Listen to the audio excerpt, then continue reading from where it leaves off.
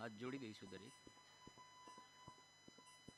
ઓમ જય નમસ્તે નમસ્તે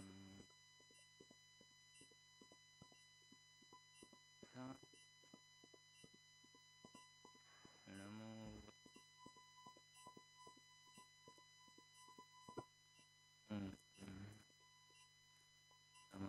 સમય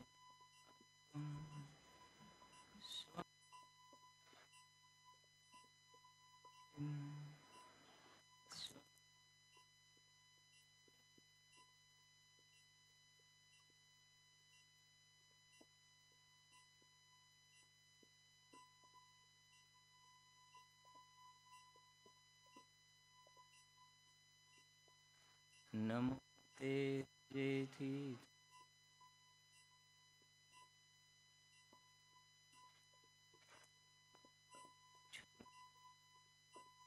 ગ્રંથકરણ શુભ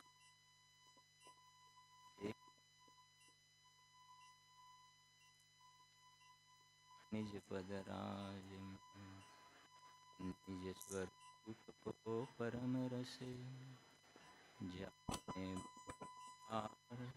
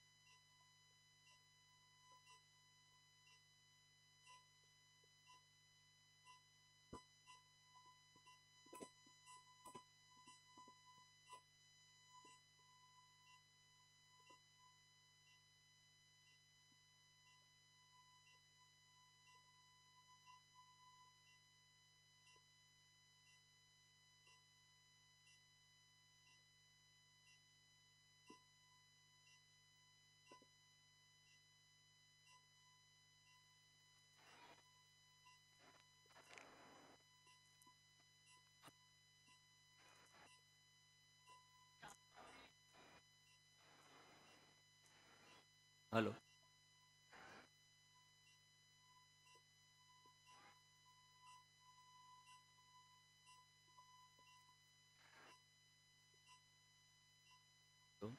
હલો.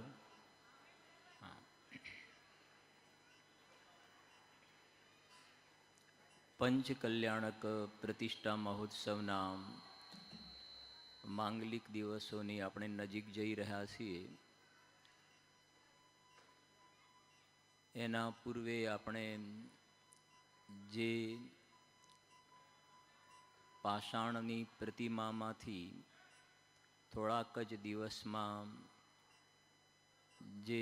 જેને આપણે પરમાત્માની પ્રતિમા, ભગવાનની પ્રતિમા, શાંતિનાથ ભગવાનની પ્રતિમા, મહાવીર સ્વામી ભગવાનની પ્રતિમા, સિમંદર ભગવાનની પ્રતિમા, પંચ પરમેષ્ઠી ભગવાનના પ્રતિમાજી,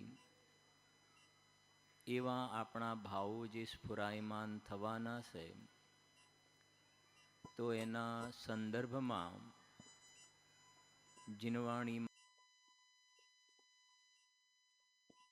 પ્રકાશકના આધારે આપણે કાલે થોડી ચર્ચા કરી હતી કે આ પંચ પરમેષ્ઠી ભગવંતો સ્તુતિ કરવા યોગ્ય મહાન થયા છે. સૌધર્મ ઇન્દ્ર પોતાનો વૈભવ છોડીને દર્શન કરવા નીચે આવે છે. ચક્રવર્તી જે છે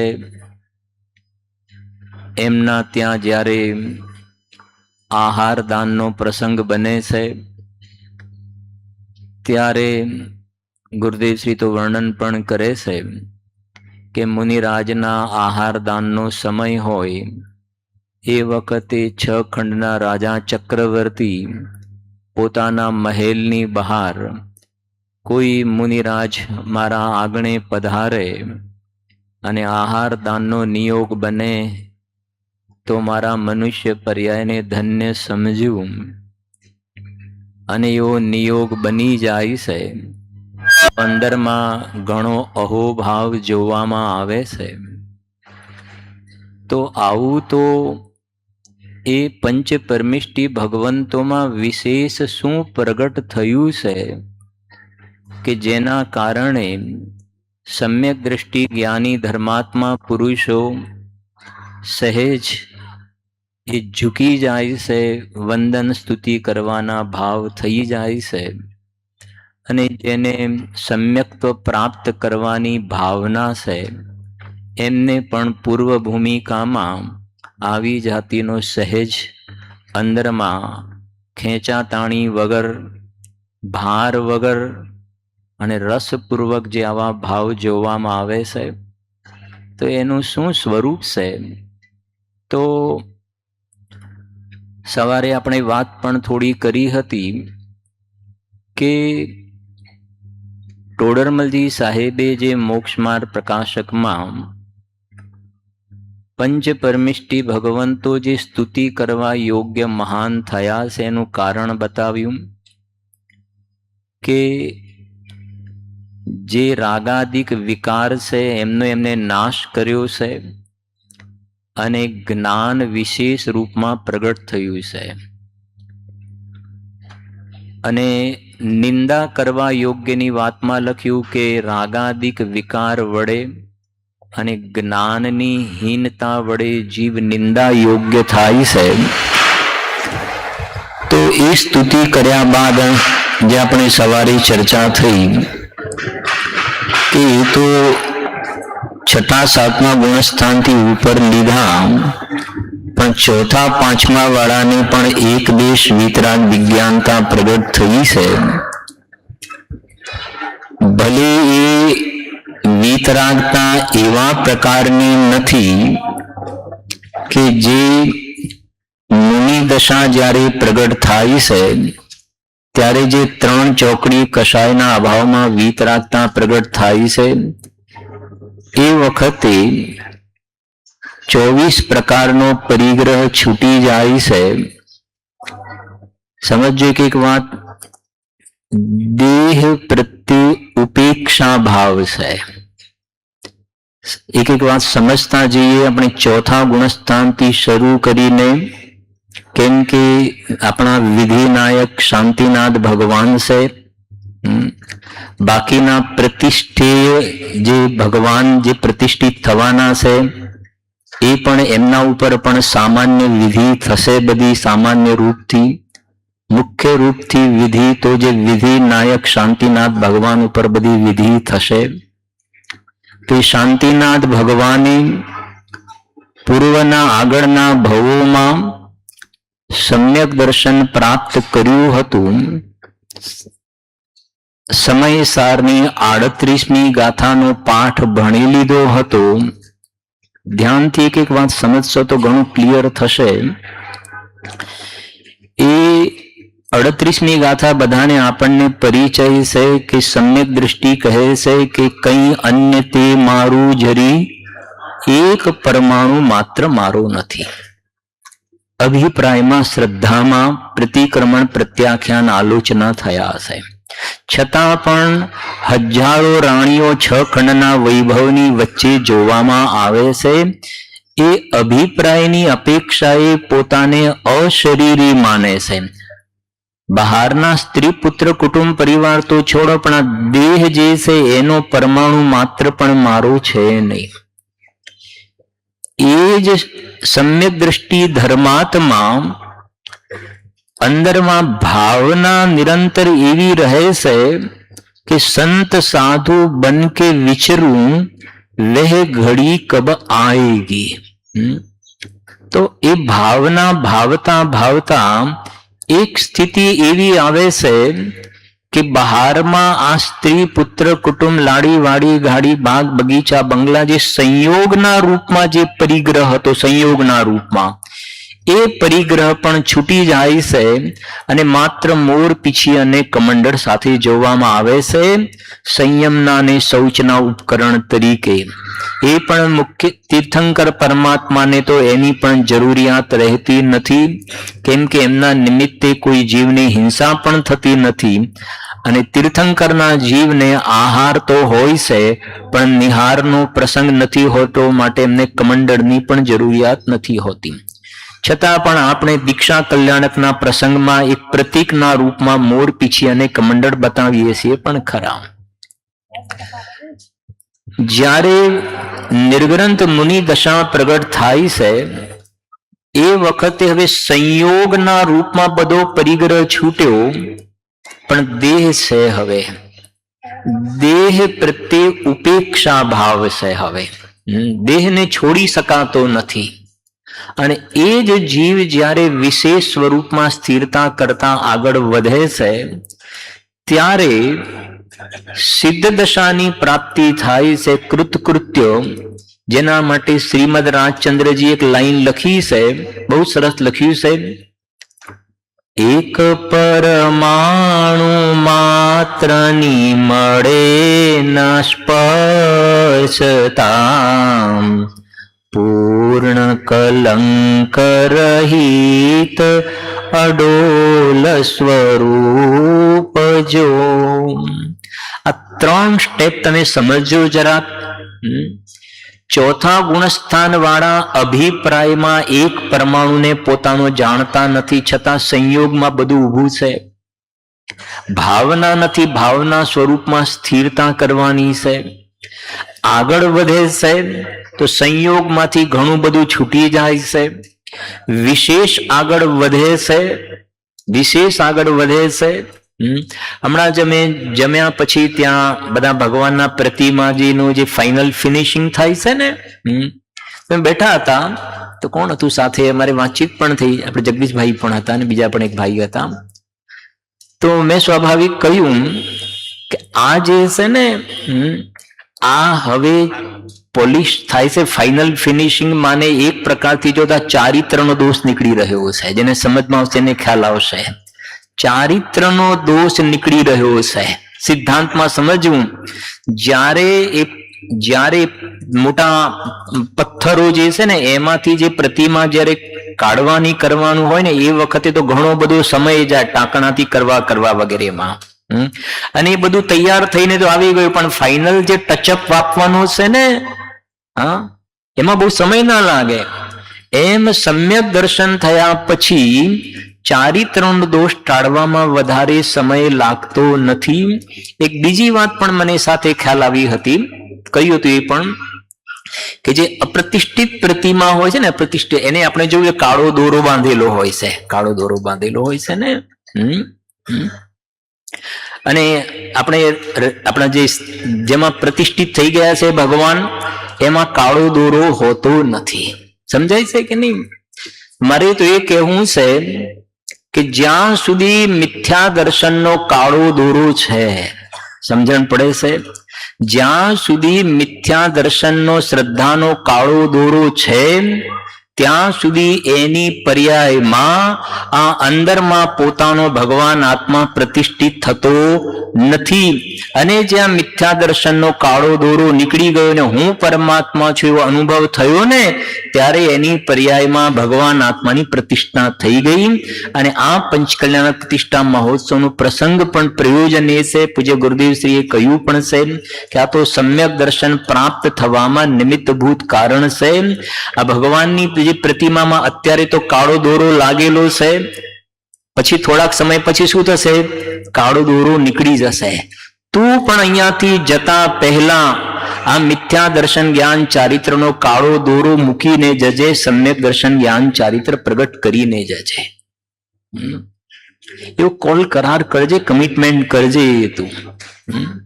હવે સમજો, એ જીવ જ્યારે આગળ વધે છે ત્યારે જ્યારે સિદ્ધ દશા પ્રગટ થાય છે એ વખતે આ શરીરના પરમાણુ પણ છૂટા પડી જાય છે. સમજો હવે, જ્યારે પૂજ્ય ગુરુદેવશ્રીના હાથમાં સમયસાર પરમાગમ આવ્યું ને ત્યારે સહજ એમના ઉદ્ગાર હતા કે આ તો શરીર રહિત થવાનો ગ્રંથ છે. મારો પ્રશ્ન છે, અત્યારે પરિણામ માત્રથી ભિન્ન જે અંદરમાં અપરિણામી આપણો જે શુદ્ધ આત્મા જે છે, એને કોઈ પરમાણુ માત્રનો સ્પર્શ છે કે નહીં? અત્યારની વાત કરું છું હું, સમજજો થોડું શાંતિથી. મારો જે દ્રવ્ય સ્વભાવ ત્રિકાલી ધ્યાયક ભાવ છે એને કોઈ પરમાણુનો સ્પર્શ છે? ના. સમજાય છે ને?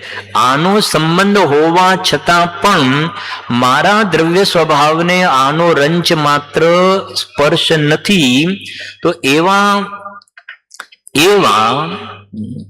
અરૂપી એવા ભગવાન આત્મામાં વિશેષ સ્થિરતા થવાના ફળમાં સંયોગમાં પણ જે કોઈ કે પૂર્ણ કલંક રહિત અડોલ સ્વરૂપ, જો નિર્વાણ કલ્યાણના દિવસે આપણે જોઈશું કે ભગવાન સમશ્રેણીએ શાંતિનાથ ભગવાન અહીંયાથી શિખરજીથી આ જગ્યાએથી આ ટોપ પરથી સમશ્રેણીઓ ઉપર મોક્ષે પધાર્યા. તો મોક્ષે પધાર્યા ને એ વખતે આ જે છેલ્લું શરીર હતું ને, છેલ્લું શરીર શું થઈ ગયું? એ પણ નીકળી ગયું. હવે એ વાત છે કે નીકળી ગયું ને, એ તો સંબંધમાં અને સંયોગમાં નીકળ્યું, સમાન જાતિ પર્યાયમાં. અહીંયા તો એ કહેવું છે કે અત્યારે હાલ વર્તમાનમાં તું અંદરમાં જો તો તું અશરીરી ભગવાન તરીકે અંદરમાં બિરાજમાન છો, અને એની જે દ્રષ્ટિ કરે છે તો પર્યાયમાં પ્રાપ્તની પ્રાપ્તિ થતી જોવામાં આવે છે. અને આવી જેને દ્રષ્ટિ પ્રગટ થઈ છે, બનારસી દાસજી સાહેબ એ સમ્યક દ્રષ્ટિની પણ સ્તુતિ કરી છે, પ્રશંસા કરી છે. છંદ વાંચીએ છે જરાક. નીર ખોલજો 6 નંબરનો છંદ, નાટક સમયસારનો. સ્ક્રીન પર આવે એટલે મને કહેજો. 6 નંબરનું પેજ છે, 6 નંબરનું પેજ. સાથે બોલીશું જરાક આપણે, જો સાથે બોલીશું. સમ્યક દ્રષ્ટિની સ્તુતિ. भेद विज्ञान जग्यो जिनके घट शीतल चित्त भयो जिम चंदन केली करे शिव मार्ग में जगमाही जिने सुर के लघुनंदन.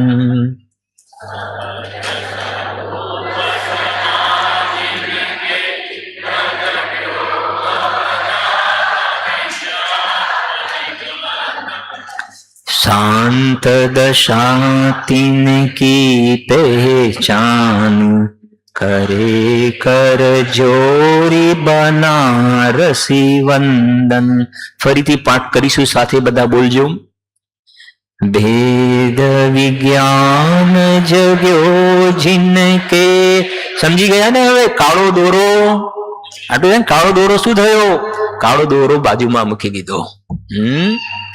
भेद विज्ञान जग्यो जिनके घट शीतल चित्त भयो जिमी चंदन. એટલે શું? શીતલ ચિત્ત ભયો જીમી ચંદન, એટલે સ્વભાવનો આશ્રય કર્યો ને તો સંસાર તાપ મેં જલ જલ કર મેને અગણિત દુઃખ. તો એ જે કષાયોની રાગ દ્વેષની ભઠ્ઠીમાં શેકાતો હતો, સ્વભાવનો આશ્રય કર્યો તો શાંત રસનો રસાસ્વાદ આવ્યો. એટલે કહે છે, જો કેલી કેલી કરે શિવ માર્ગ में जग माही जिने सुर के लघुनंदन. जो तो खरा बनारसी दासजी कोनी વાત કરે છે? આ સમ્યક દ્રષ્ટિની સ્તુતિ કરી છે, જેને ભગવાન બનવા માટે પાપા પગલી શરૂઆત કરી છે. જે કોઈ ને શાંતિનાથ ભગવાને આગળના ભવોમાં, મહાવીર સ્વામીના ભગવાને સિંહની પર્યાયમાં આ કામ કર્યું. સિંહની પર્યાયમાં પાર્શ્વનાથ ભગવાને હાથીની પર્યાયમાં આ કામ કર્યું. ખ્યાલ આવે છે કે નહીં? આ બંને ત્રિયંચ ગતિના જીવો, એમને કાળો દોરો શું કર્યો? એક કાળો દોરો બંનેમાં બાજુમાં મૂક્યો. એક છે, સમજો, એક છે માંસાહારી, એક છે માંસાહારી અને બીજો છે શાકાહારી. સિંહ છે માંસાહારી છે, પણ માંસાહારીએ પણ કાળો દોરો શું કર્યો?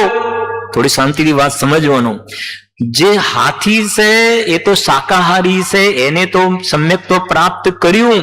હવે કાળો દોરો એટલે પાછો કાળો દોરો શોધવાના જતા ભાવ સમજો. શૈલેષભાઈ, કાળો દોરો હાથી ને કાળો દોરા રે સમજો તમે. મુમુક્ષોની સભામાં આટલા બધા ખુલાસા કરવામાં સમય વેડફવાય નહીં કાયદેસર તો. પણ શું થાય આવામાં તો બધું હોય છે ને. સમજો જરાક શાંતિથી. વાત એ છે કે હાથીનો જીવ જે હતો ને એ તો શાકાહારી હતો, પણ પેલો સિંહનો જીવ તો માંસાહારી હતો. ને એનું પ્રૂફ કે એ વખતે હરણનો શું કરી રહ્યો હતો? થોડા સમય પહેલા શિકાર કરી રહ્યો હતો ને. એને બંને મુનિ ભગવંતોને જોયા, આ સ્તુતિ કરવા યોગ્ય મહાન થયા છે. વિતરા વિજ્ઞાન વડે સ્તુતિ કરવા યોગ્ય મહાન થયા. એ સિંહના જીવે મુનિરાજને ઓળખી લીધા. સિંહના જીવે પંચ પરમેષ્ઠી ભગવંતોનું સ્વરૂપ ઓળખી લીધું. અને સિંહનો જીવ જે માંસાહારી કહેવાય એને મિથ્યા દર્શન જ્ઞાન ચારિત્રનું વમન કરી દીધું ને. હવે તું જે છે ને સિંહ કરતા ગયેલો તો નથી ને. આવો મોગો મનુષ્ય ભાવ પૂરો થાય એ પહેલા આ મિથ્યાત્વનું વમન કરીને તું જજે ભાઈ. એ કહે સાંભળો કેટલું સરસ લખ્યું છે. भेद विज्ञान जग्यो जिनके घट शीतल चित्त भयो झिम चंदन केली करे शिव मार्ग. क्रीड़ा करे છે મોક્ષ માર્ગ ની અંદર. જગમાહી જીને સુર કે લઘુનંદન. લઘુનંદન એટલે આ સમ્યક દ્રષ્ટિ ધર્માત્મા સર્વજ્ઞ ભગવાનના પુત્ર છે. સર્વજ્ઞ ભગવાનના પુત્ર એટલે સમજાય છે કે નહીં? જેમ જગતમાં પુત્રને વારસામાં પિતાની મિલકત મળે છે, એમ આ સમ્યક દ્રષ્ટિ સર્વજ્ઞ ભગવાનના દીકરા છે, નાના દીકરા છે. મુનિરાજ સર્વજ્ઞ ભગવાનના મોટા પુત્ર છે. તો આ જીવો અલ્પકાળની અંદર પોતાની પર્યાયમાં સર્વજ્ઞતા પ્રગટ કરવા વાળા છે. એટલે લખ્યું છે કે જિનેન્દ્ર ભગવાનના લઘુનંદન છે. જુઓ તો ખરા. એ સિંહનો જીવ મુનિરાજની દેશના સાંભળીને ભગવાનના લઘુનંદન થઈ ગયા. આનું નામ છે ગુરુદેવ છે કે ને અમે કોઈને પર્યાય દ્રષ્ટિથી જોયા હોય તો ક્ષમા માગે છે, પલટો થઈ ગયો ને. હજુ સત્ય સ્વરૂપ સદા જિનકે પ્રગટ્યો યવદાત મિથ્યાત નિકંદન. પછી બોલો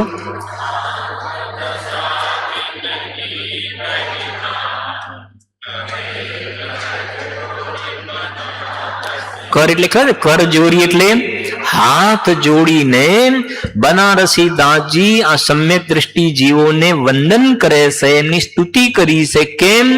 શાંત દશા તિનકી પહેચાની. થોડોક એનો અર્થ કરીએ. શાંત દશા એટલે શું?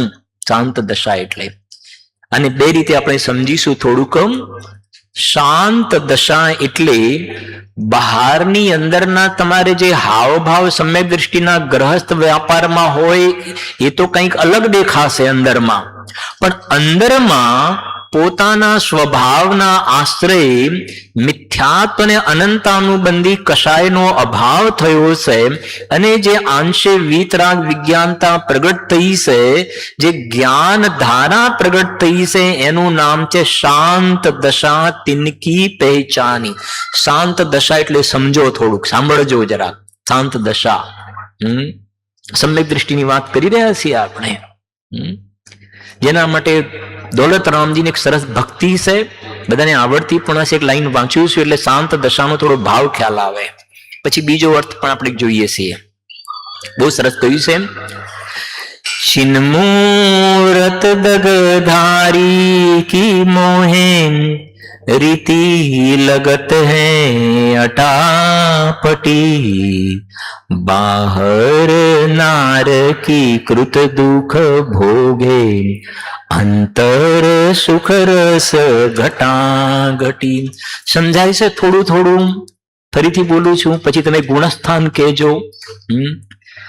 छिन्मूरत दगधारी की मोहे रीति लगत है अटापटी હવે બાહર નારકી કૃત દુઃખ ભોગે,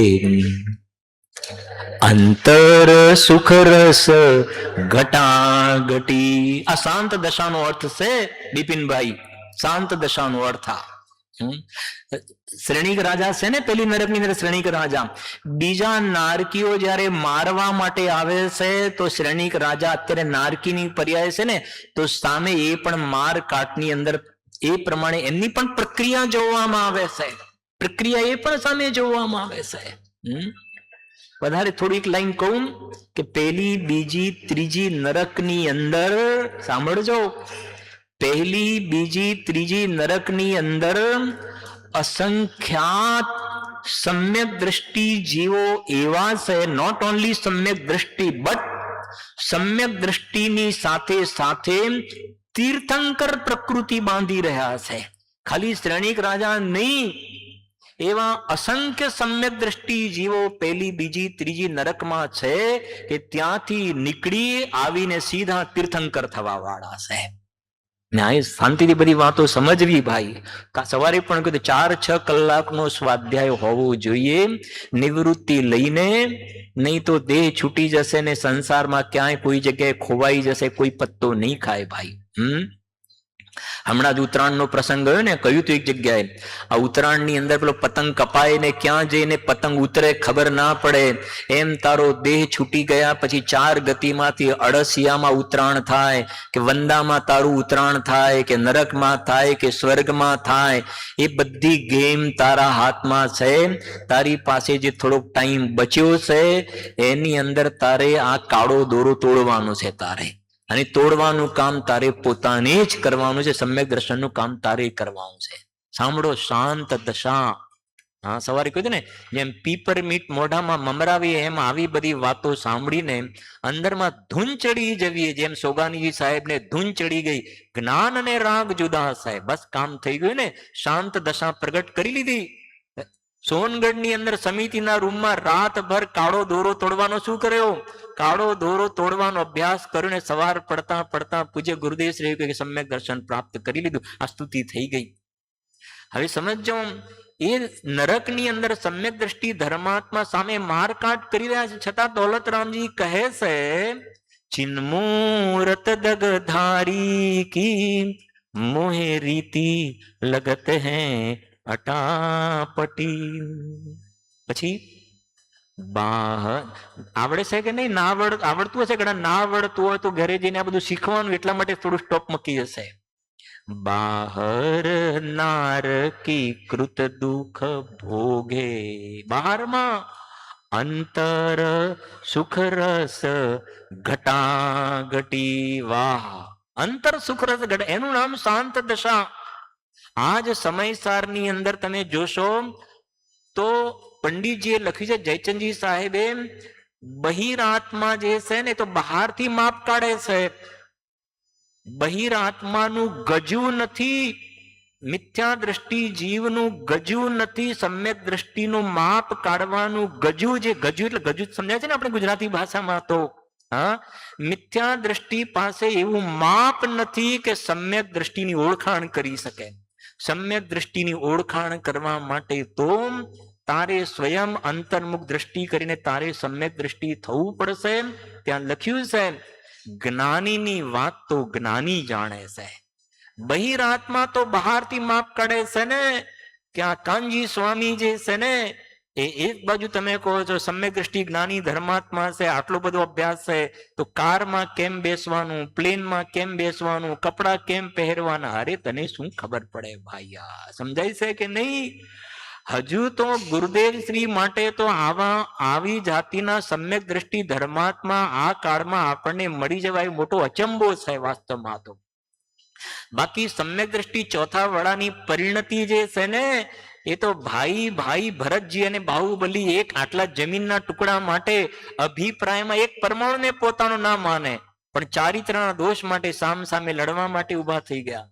ચક્રવર્તી 96,000 લગ્ન કરવા માટે નીકળે છે, જ્યારે ગુરુદેવ શ્રીની પરિણતિ તો એવી પણ નહોતી, છતાં પણ તું એમ વિચાર કરે છે કે આવું કેમ, આવું કેમ, આવું કેમ, તો થોડો ગંભીરતાથી સ્વાધ્યાય કરીશ ત્યારે તને ખ્યાલ આવશે કે બહારમાં દેખાય છે શું અને અંદરમાં ઘટાઘટી શું ચાલી રહી છે.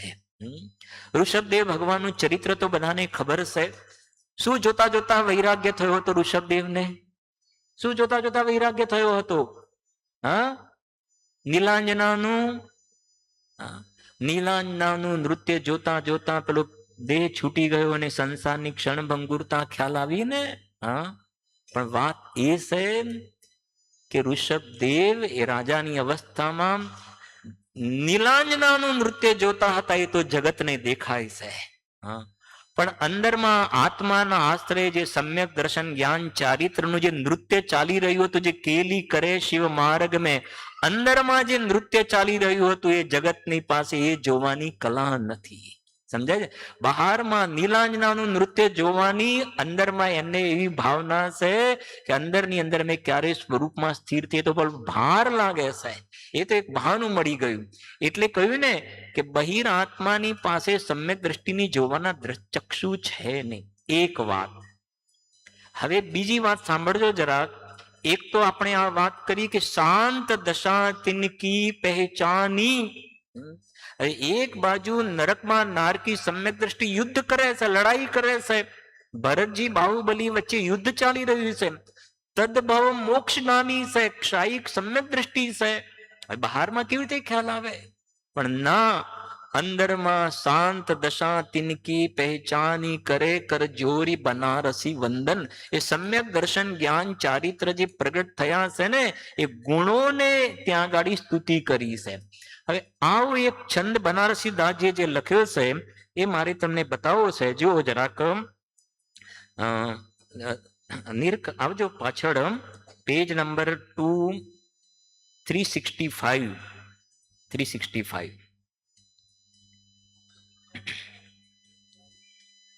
આવી જાય એટલે કેજો મને.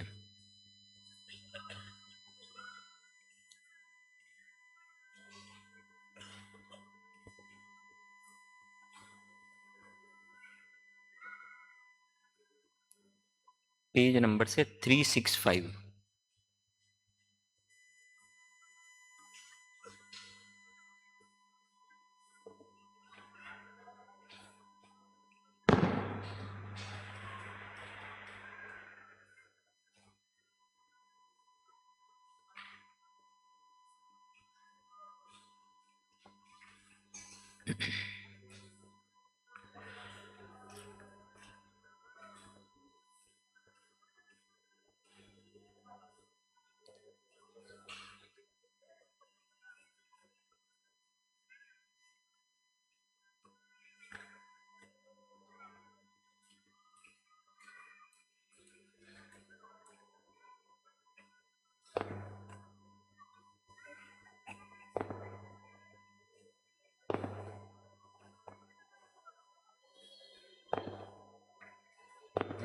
જો સાથે બોલીશું આપણે, જીન પ્રતિબિંબનું મહાત્મ્ય.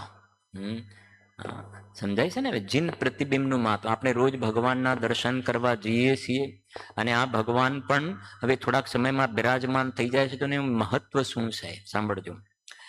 સાથે બોલીશું, ઝાકે મુખ દરસ સોમ ભગત કે નૈનની કો, स्थिरता की बानी बढ़े चंचलता विनसी, मुद्रा देखी केवली की मुद्रा याद आवे जहां, झाके आगे इंद्र की विभूति दिशे तिनसी, झाको झस झपत प्रकाश जगे हृदय में, सोई शुद्ध मति होई उति जो मलिनसी, कहत बनारसी सु महिमा प्रगट झाकी, सोहे जिन की छवि सुविद्यमान जिनसी. फरी बोलीशु साथे, बोलो, झाके मुख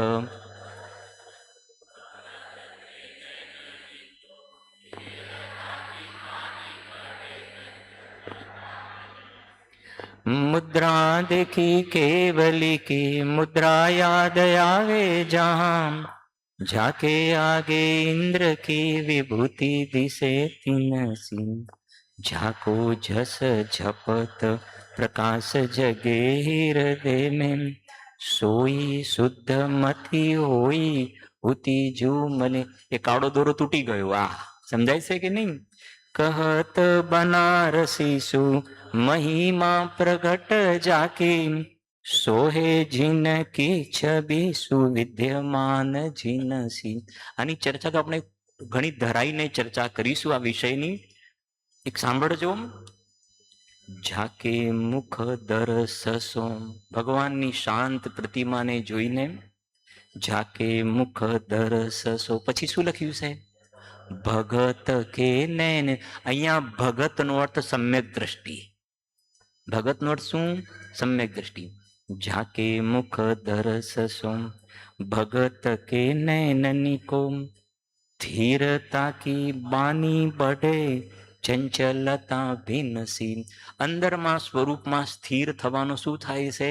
અભ્યાસ થાય છે. આ જે અંદરમાં ભગવાનની શાંત મુદ્રા જોઈને, સૌમ્ય મુદ્રા જોઈને અંદરમાં પોતાનો શાંત સ્વભાવના દર્શન કરવાનો ભાવ થાય છે, તો અંદરમાં સ્થિરતાનો અભ્યાસ થાય છે. અને એના પ્રતીકના રૂપમાં પૂજ્ય ગુરુદેવ શ્રીની એક ઘટના આપણે આખી વાંચીએ છીએ. નીર ફોટો ખોલજો બેટા, એક ફોટો.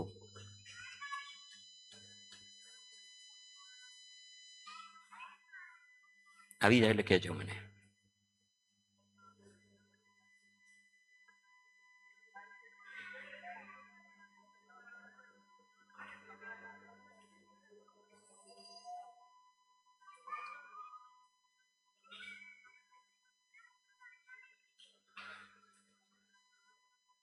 ત્યાં સુધી કહું આવે ત્યાં સુધી એનો ભાવ સમજો કે પૂજ્ય ગુરુદેવ શ્રીની જે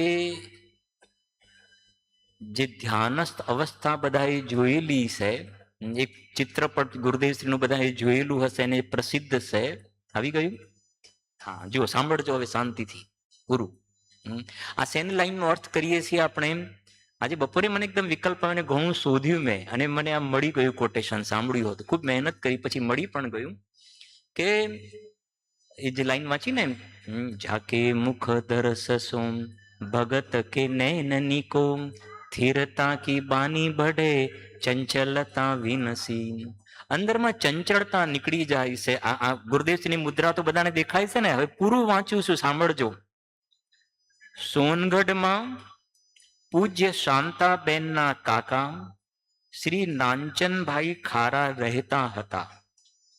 તેમના સંબંધી અમદાવાદના ફોટોગ્રાફર શ્રી હેમેન્દ્રભાઈ શાહને પૂજ્ય ગુરુદેવ શ્રીના ફોટા પાડવાનું કહ્યું.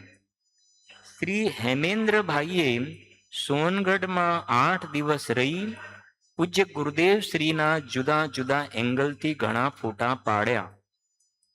એક વખત પૂજ્ય ગુરુદેવ શ્રી પોતાની રૂમમાં ધ્યાનમાં બેઠા હતા ને, અને રૂમની બારી સહેજ ખુલ્લી હતી. શ્રી હેમેન્દ્રભાઈએ બારીમાં કેમેરો ભરાવીને ઝડપથી પૂજ્ય ગુરુદેવ શ્રીનો આ ધ્યાનસ્થ ફોટો પાડેલો. સ્થિરતા કી બાની બઢે ચંચલતા વિનસી. આ એનો અર્થ કરી રહ્યા છીએ આપણે. શ્રી હેમેન્દ્રભાઈના કહેવા પ્રમાણે તે સમયે પોતે ઘણા નાના ગજાના ફોટોગ્રાફર હતા. તેથી ઘણા ફોટા કેટલાય લોકોને એમને આપી દીધેલા. પછી તો તેમને ગુજરાત સરકારના ઘણા એવોર્ડ મળ્યા છે. આ વાત સન 1962ની છે. અત્યારે તેમની ઉંમર 77 વર્ષની છે. બાદમાં સન 1967માં લગભગ 46 વર્ષ પહેલા રશિયામાં આયોજિત સેક્સ ઓફ વર્લ્ડ, એમાં આખી દુનિયાના ધર્મ ગુરુઓ, સંતો, સાધુના ધ્યાનસ્થ ફોટાની હરીફાઈ હતી, જેમાં દેશ વિદેશમાંથી લગભગ 5,000 ફોટા આવેલા. કેટલા? 5,000 ફોટા આવેલા. એ વખતે અમદાવાદના એક સરકાર માન્ય ફોટોગ્રાફરે એમને પણ પૂજ્ય ગુરુદેવ શ્રીનો આ ધ્યાનસ્થ ફોટો મોકલેલો. તે સમયે Russia, America, Britain, Germany, France વગેરે 10 દેશોની જ્યુરી જજો નિર્ણાયક તરીકે બેઠી હતી. 5 દિવસ સુધી બધાએ મળીને ખૂબ વિચાર વિમર્શ કરી પરીક્ષા કરીને પરિણામ જાહેર કર્યું. તેમાં આપણા પૂજ્ય ગુરુદેવ શ્રીનો આ ધ્યાનસ્થ મુદ્રાનો ફોટો મેદાન મારી ગયો ને નંબર 1 આવ્યો. આ છે. હા, થોડા દિવસ પછી એ ફોટોગ્રાફર ભાઈ સોનગઢ આવ્યા ને ત્યારે રાત્રે ચર્ચા ચાલતી હતી. ત્યારે મુરબ્બી રામજીભાઈને ફોટો આપ્યો અને રશિયામાં નંબર 1 ની વાત કરી. મુરબ્બી શ્રી રામજીભાઈ ઘણા ખુશ થયા, જેમ આપણે હમણાં ખુશ થયા ને, આપણે બધા, હું અને તમે બધા ખુશ થયા ને, રામજીભાઈ પણ ખુશ થયા. હા, અને પૂજ્ય ગુરુદેવ શ્રીને ફોટો આપ્યો. હવે શરૂ થાય છે. આ તો અત્યાર સુધી તો આપણે નંબરિયા પડતા હતા, હવે ફિલ્મ શરૂ થાય છે રમેશભાઈ. હા, જુઓ, અત્યાર સુધી તો ગર્ભ કલ્યાણક, હવે જન્મ કલ્યાણક શરૂ થાય છે. હવે સ્ટોરી હવે શરૂ થાય છે. આ તો આપણે કહ્યું ગુરુદેવ શ્રીની નજરમાં શું હતું. સાંભળજો. ફોટો જોતા પૂજ્ય ગુરુદેવ શ્રીને ના કાંઈ ખુશી, તમે બોલજો પણ ખરા, ના કાંઈ ખુશી, ના કાંઈ વિસ્મયતા, ના કાંઈ આશ્ચર્ય. તેમણે ફોટો બાજુમાં મૂકી દીધો ને મૌન, બસ મૌન.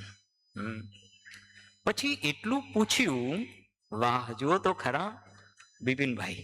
હા, પછી એટલું પૂછ્યું કે એ લોકોએ આ ફોટામાં શું જોયું હશે? હા અંકુર, શું પૂછ્યું કે એ લોકોએ ગુરુદેવ એ લોકોએ ફોટામાં શું જોયું હશે? હા, ત્યારે મુરબ્બી શ્રી રામજીભાઈએ કહ્યું કે સાહેબ, એ જજ લોકો હોય છે ને, એ ખૂબ જ બુદ્ધિશાળી અને મોટા મનોવૈજ્ઞાનિક હોય છે, અને વળી નિષ્પક્ષ હોય છે, ન્યુટ્રલ હોય છે. તેઓએ ફોટામાં બધું જ જોયું. એક સભામાં તાલી પડી, ફોટામાં બધું જોયું.